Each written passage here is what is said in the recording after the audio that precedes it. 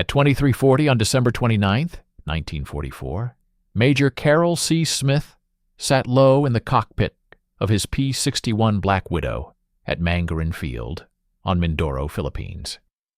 The sky above was pitch black. No moon, thick clouds. Perfect conditions for Japanese bombers. Behind him, in a separate compartment, his radar operator, Lieutenant Philip Porter, studied the glowing green scope of the SCR-720 radar. A contact moved across the screen at 180 knots. The Japanese had launched 12 bombers that night. For 2 straight weeks, they had attacked Mangarin every single evening. 334 air raid alerts in 14 days. American engineers were racing to finish 2 airfields that would support the coming Lingayen Gulf invasion. If those runways were completed, American fighters could cover the invasion fleet. If not, thousands of troops landing on Luzon would be exposed. The bombers had to be stopped. The 418th Night Fighter Squadron had arrived only 3 days earlier. Smith's aircraft was the only immediate defense, standing between 12 bombers and 20,000 American soldiers sleeping below. Smith was 26 years old, 43 combat missions, 4 confirmed kills. The pressure that night was absolute. Every bomber that slipped through meant dead engineers, destroyed construction equipment, delayed runway completion, and potentially a delayed invasion. The P-61 was unlike anything the Japanese had faced. The Northrop Black Widow was America's first purpose-built night fighter. 66-foot wingspan. Twin Pratt & Whitney R2800 engines, each producing 2,000 horsepower. Maximum speed just over 360 miles per hour. But its real advantage wasn't speed. It was radar. The SCR-720 radar mounted in the nose could detect aircraft up to 5 miles away in total darkness. Japanese crews believed the night protected them. They flew without fear of interception because darkness meant invisibility. They were wrong. Porter watched 2 radar scopes simultaneously, one showing left and right azimuth, the other showing elevation. He guided Smith using precise corrections. Left 3 degrees, down 2, range 4 miles. The challenge was mathematical. 1 P-61, 12 bombers. Smith carried enough fuel for roughly 3 hours. If he spent 10 minutes engaging each target, most of the bombers would reach their objectives unchallenged. Even destroying 4 might not be enough. Smith had trained 18 months for this. Night fighter school in Florida, radar intercept procedures, blind navigation, gunnery without visual reference. Night combat demanded complete trust between pilot and radar operator. Smith pushed the throttles forward. The twin engines roared as the Black Widow climbed at 2,000 feet per minute into black sky. Porter locked onto 4 contacts heading south. Smith had to decide which one to hunt first, and whether attempting to intercept all 4 in a single sortie was brilliance or suicide. At 23:42, Porter's voice cut through the intercom. 4 contacts, different altitudes, all inbound. Smith chose the northernmost target first. The farther it was from the airfield, the more time he had to work. The P-61 accelerated to intercept speed, climbing steadily into the cloud layer. Through the canopy, there was nothing. No horizon, no starlight, just darkness. The radar screen told the real story. 3 miles, 2 miles. Smith activated his own pilot scope. A small circular display showed a bright blip drifting toward center. As long as he kept the blip centered, he was on course. At 1,000 yards, Porter's instructions stopped. Smith had it. At 500 yards, he saw the faint orange glow of engine exhaust. The target was a Mitsubishi G4M Betty. Twin engines. Crew of 7. No self-sealing fuel tanks. The Betty's weakness was legendary. One well-placed burst could ignite it instantly. Smith slid below and behind the bomber. The 4 20mm cannons mounted in the belly were fixed forward. He had to point the entire aircraft like a rifle. Range 400 yards. He squeezed the trigger. The cannons thundered. High explosive shells streaked through the darkness. 2 seconds. 48 rounds. The Betty's right wing detonated in flame. The bomber rolled sharply and plunged toward the ocean, trailing fire. Impact came 8 miles north of Mindoro at 23:57. 1 down. 11 remaining. Smith checked his fuel gauge. Already 15% consumed. He turned south. Porter had 3 more contacts on scope. The second bomber was closer to the airfield. Smith pushed the P-61 to 320 miles per hour, burning fuel faster than planned. If he didn't close quickly, the bomber would reach the runway perimeter. The mathematics were cruel. Speed cost fuel. Delay cost lives. Range dropped to 1 mile. Another Betty, this one flying lower, 6,000 feet, hugging cloud cover. Smith approached from below, staying in its blind spot. Japanese bombers had minimal ventral defense. At 350 yards, he fired again. Another 2-second burst. The right engine exploded first, then the left. The Betty rolled and fell into darkness, striking the ocean at 0019. 2 bombers down. Fuel remaining. 42%. Porter identified the third contact. Altitude 9,000 feet. Speed higher. This one was maneuvering. The target was not a Betty. It was a Nakajima Ki 49. Helen. Faster, better armed, more dangerous. Smith climbed to meet it. The Helen pilot was flying evasively, altering heading and altitude unpredictably. Someone aboard knew night fighters were present. Porter anticipated the turns, feeding constant corrections. Up 200. Right 5. Range 600. The Helen's tail gunner spotted Smith at 500 yards and opened fire. Tracers flashed past the canopy. Surprise was gone. Smith held steady and fired a longer burst. 72 rounds. The Helen's right engine erupted. The bomber rolled inverted and spiraled downward, hitting the water at 0029. 3 down. Fuel now at 28%. Critical threshold approaching. 1 more bomber remained on Porter's screen. At low altitude, heading directly toward the airfield, Smith had bypassed it earlier to gain altitude advantage. Now it was dangerously close to Mangarin. If it dropped its payload, everything they had defended would burn. Smith descended. The P-61 cut through clouds at 4,000 feet. Range 4 miles. 3, 2. He spotted the final Betty at 1,000 yards. No evasive action. The crew believed darkness protected them. Smith positioned carefully. Fuel at 23%. 1 chance. He fired at 0034. 48 shells ripped through the fuselage. The bomber disintegrated midair.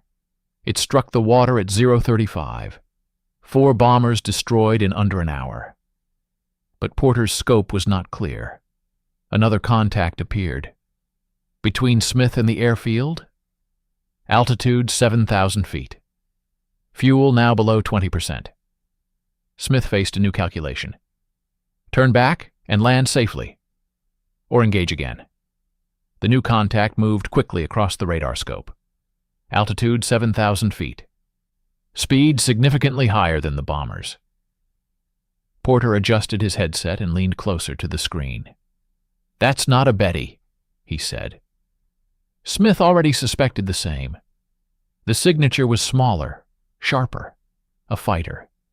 If it was Japanese, it was likely a Nakajima Ki 84 Frank, one of the fastest and most capable fighters in the Pacific theater. In daylight, a Frank could outclimb and outmaneuver a P-61.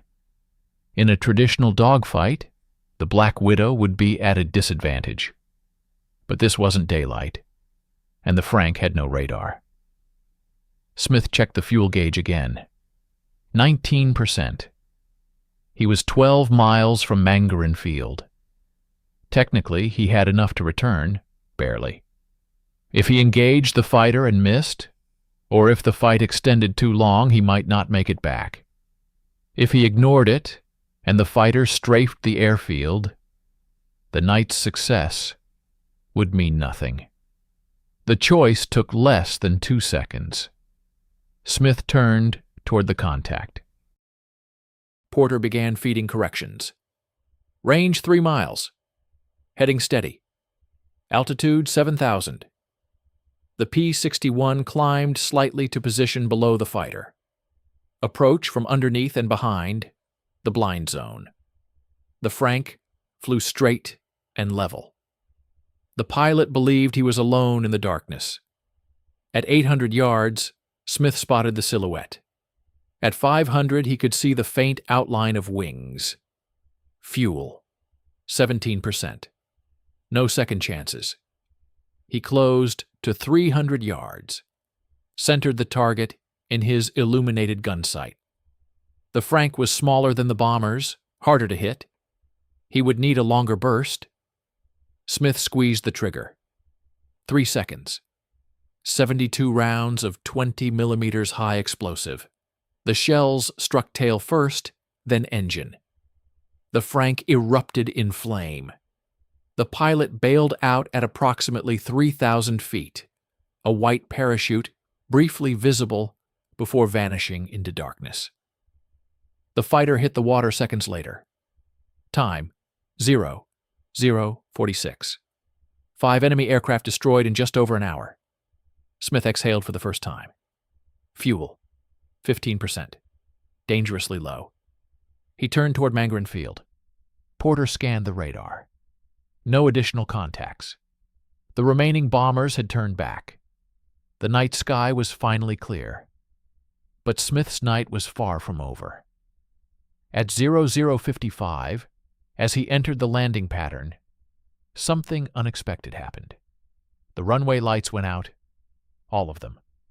12 kerosene lamps marking the strip disappeared into blackness. Total darkness. Fuel, 11%. Distance to runway, 3 miles. Without lights, there was no visual reference for landing. If he descended too early, he would hit jungle. Too late, and he would overshoot into coral and equipment. Porter suggested using the radar altimeter. The device measured height above ground using radio pulses. Accurate to within 50 feet. Smith reduced speed. Lowered landing gear. 3 green lights confirmed lock. Fuel, 9%. He descended slowly. 600 feet. 400. 300. He saw nothing. Only darkness. 200 feet. 150. The radar altimeter ticked downward. 100 feet. Smith cut throttle further. 75 feet. 50. He prepared for impact.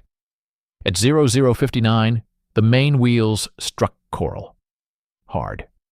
The aircraft jolted violently, but the landing gear held.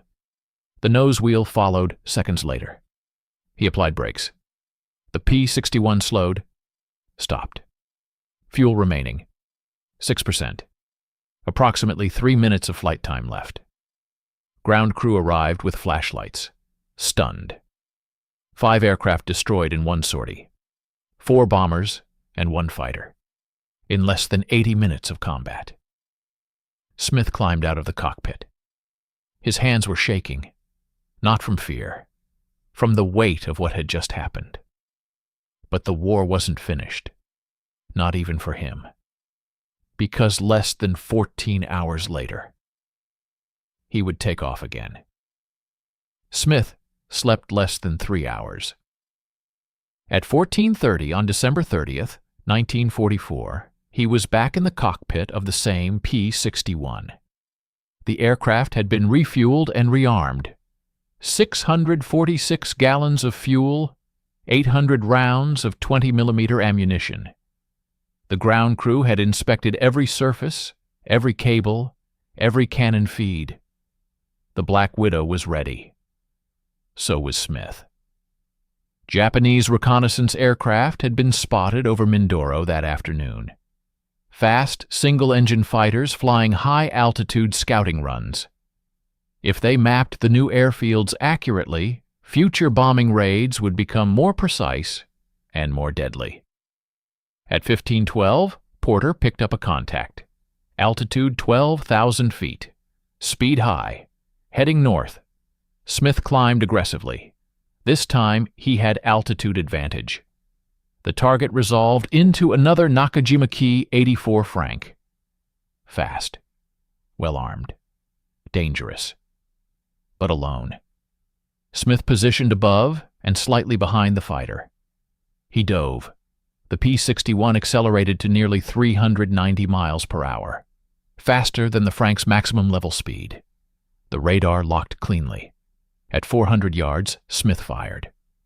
A short, disciplined 2-second burst. The shells struck the engine cowling and cockpit area. The Frank erupted in flame and spiraled downward. Time: 15:17. Smith's 7th confirmed kill. 7 victories in less than 24 hours. No American night fighter pilot in the Pacific would surpass that number in a single operational window. The engagement was over quickly, but its consequences would stretch far beyond that afternoon. The 418th Night Fighter Squadron continued flying from Mangarin through January 1945. Their mission: protect the airfields supporting the Lingayen Gulf invasion. Smith's 5 kills the previous night accounted for nearly 40% of the squadron's total wartime victories. The P-61 Black Widow proved itself. Twin engines provided range and power. The SCR-720 radar transformed darkness into visibility. The 420mm cannons delivered devastating firepower. But hardware alone did not win that night. It required coordination. Porter's radar tracking was flawless. His vector corrections placed Smith exactly where he needed to be. Without that teamwork, the interceptions would have failed. Night fighting was never a solo effort. It was a 2-man system, pilot and radar operator fused into a single combat unit. And that system had just shattered a Japanese bombing effort in under 80 minutes. Mangarin Field remained operational. Construction continued uninterrupted. On January 9, 1945, American forces landed at Lingayen Gulf. Fighters operating from Mindoro provided crucial air cover. Japanese bombers that night in December had intended to stop that. They failed. Because one Black Widow hunted them in the dark. The official combat report listed times, altitudes, headings, and ammunition expended. 2357, G4M destroyed. 0019, G4M destroyed. 0029, KI-49 destroyed. 0035, G4M destroyed. 0046, KI-84 destroyed. Dry entries in ink. But the numbers hid something bigger.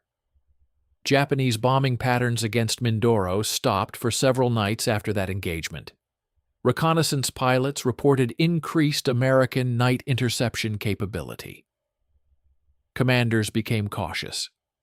Bombers that had flown straight and level under the assumption of invisibility now maneuvered nervously. Crews began flying wider arcs. Some missions were aborted entirely. Fear spreads quickly in air warfare. The knowledge that something unseen can find you in complete darkness changes how you fly. The P-61 was not invincible. It was heavy, compared to single-engine fighters. In daylight, it could be outflown. But at night, radar was decisive. The SCR-720 operated in the microwave band, sweeping forward 180 degrees. When its pulses struck metal, they returned as echoes. Porter interpreted those echoes in real time, calculating heading, distance, and altitude difference. Japanese bombers had no equivalent system. They relied on darkness as concealment. The Black Widow turned that concealment into vulnerability. After-action intelligence confirmed that the 4 bombers Smith destroyed had been assigned specific targets: fuel storage, ammunition depots, and engineering equipment at Mangarin. Had even one bomb load hit correctly, runway construction could have been delayed by weeks. Weeks meant shifting invasion timelines. Timelines in December 1944 were not flexible. The Pacific campaign was accelerating. Every delay meant prolonged fighting on Luzon, more casualties, more ships exposed offshore. Smith did not see that strategic layer when he squeezed the trigger. He saw radar returns. He saw exhaust flames. He saw silhouettes against clouds. But the cumulative effect of those decisions mattered. Within squadron circles, the night became legend. 5 kills in 1 sortie. 6 within 24 hours. The highest single-night tally for an American night fighter pilot in the Pacific Theater. But Smith avoided celebration. He understood something fundamental about night combat. It offers no margin for error: a misjudged approach, a delayed burst, a misread radar contact, or a few gallons less fuel, and the night swallows you whole. His blind landing proved that point. The runway lights had failed because a generator crew had been forced to take cover during the bombing alert. No one expected a P-61 to return at that exact moment. Smith never mentioned frustration about it. He simply adapted. Radar, altimeter, dead reckoning, trust in instruments. The landing gear hit coral harder than usual, but it held. Fuel remaining at shutdown, less than 30 gallons. 3 minutes of flight time. In darkness over ocean, that is the difference between walking away and vanishing. By early January 1945, Mangarin was fully operational. P-51 Mustangs and P-47 Thunderbolts used the runway to escort invasion convoys and provide ground attack support. Japanese bombers found fewer opportunities. The night over Mindoro no longer belonged to them. And somewhere in the hangars, the Black Widow waited for the next radar blip to appear. By January 1945, the Black Widow had earned its reputation. Japanese pilots began referring to American night fighters as ghost hunters.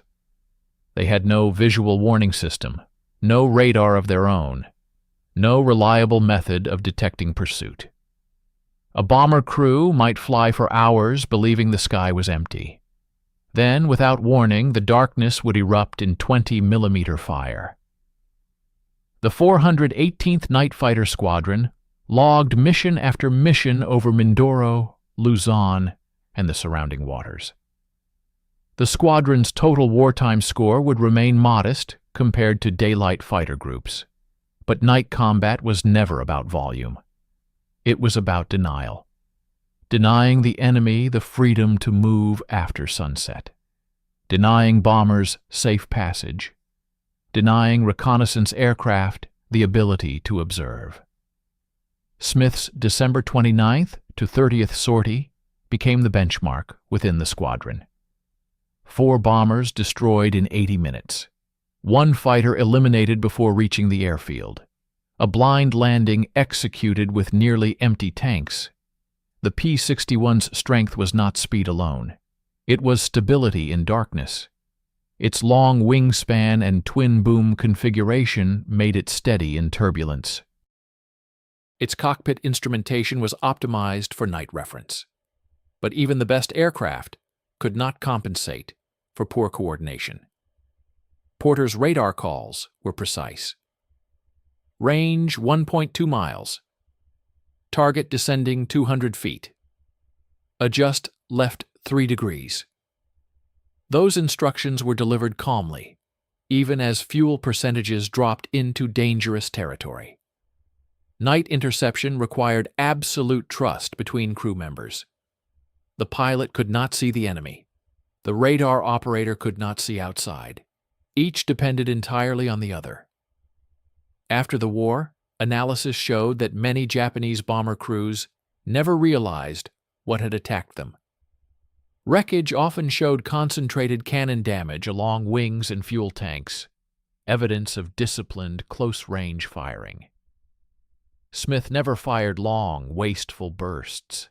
2 seconds, sometimes 3, enough to ignite, then move on. Ammunition remaining after the 5 intercepts, 392 rounds, enough for 2 additional kills. Fuel remaining, nearly none. That balance defined night fighting. Conserve ammunition, manage fuel, strike decisively, and never waste time on celebration. On December 30th, at 15:17, when Smith shot down the Key 84 during daylight, he became the highest-scoring American night fighter pilot of the Pacific War. 7 confirmed victories. Yet his name rarely appears in mainstream histories. The P-61 itself faded after 1945. Renamed F-61 in post-war designation, it continued service into the early 1950s, before jet-powered night fighters replaced it. Only 4 Black Widows survive today. Smith's aircraft was not among them, scrapped like most wartime machines once peace arrived. But on that December night, it was the most advanced night combat platform in the Pacific Theater, and it hunted in absolute darkness. When dawn broke over Mindoro on December 30th, 1944, wreckage floated in the waters north of the island. Fishermen later reported seeing burning aircraft hit the sea in the early hours. Coast watchers confirmed the crash sites roughly where Smith had reported them during debrief. Intelligence officers compared radar logs, timestamps, and witness accounts. Everything matched. 4 Mitsubishi G-4M bombers, 1 Nakajima Ki-49, 1 Nakajima Ki-84 fighter, destroyed between 23:57 and 00:46. Total engagement window, less than 1 hour. In strategic terms, the numbers were small. 6 aircraft, but each bomber carried over 1,700 pounds of explosives. Had even one reached the fuel depots or ammunition storage at Mangarin, secondary detonations could have crippled the airfield. Engineers estimated that a successful strike might have delayed runway operations by 2 weeks. 2 weeks in late 1944 meant ripple effects across the entire Philippine campaign. The Lingayen Gulf landings depended on reliable air cover. Air cover depended on completed runways. Runways depended on uninterrupted construction. And uninterrupted construction depended on one thing that night: no bombs landing. Smith and Porter did not see that full chain of consequence in the cockpit. They saw radar returns. They saw fuel percentages ticking downward. They saw a runway disappear into darkness when the lights failed. But war often hinges on narrow margins. A few degrees of heading, a few seconds of burst length, a few gallons of fuel remaining. After the December 29th to 30th mission, Japanese bombing raids against Mindoro became less frequent and more cautious. Reports indicated that bomber crews were warned of American radar-equipped night fighters operating in the area. But awareness did not equal defense. Without onboard detection systems, Japanese aircraft still lacked the ability to see the P-61 approaching from below or behind. The night remained contested, but no longer safe. Within the 418th Squadron, the sortie became part of internal lore. New pilots studied the engagement timeline, fuel management decisions, approach geometry against both bombers and fighters, blind landing procedures using radar altimeter. It became an instructional example of disciplined aggression, not reckless pursuit, not extended dogfighting, precise strikes, then return. Smith himself avoided dramatizing the event. He submitted his reports. He flew again. Night after night, the Black Widow lifted off into darkness, hunting blips on a glowing screen. There was no spotlight, no cheering crowds, only the quiet hum of engines and the constant tension of flying where no horizon exists. The Pacific night was vast, and it was no longer empty. Major Carroll C. Smith finished the war without fanfare. He did not publish memoirs. He did not tour lecture circuits. His victories existed primarily in combat logs, radar transcripts, and intelligence confirmations. 7 confirmed kills. 5 of them within a single night cycle. No other American night fighter pilot in the Pacific theater matched that pace.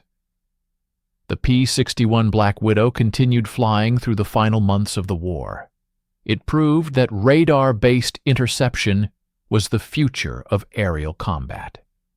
Darkness was no longer sanctuary. After 1945, the aircraft was redesignated F-61 and served briefly in the early Cold War era before jets replaced it.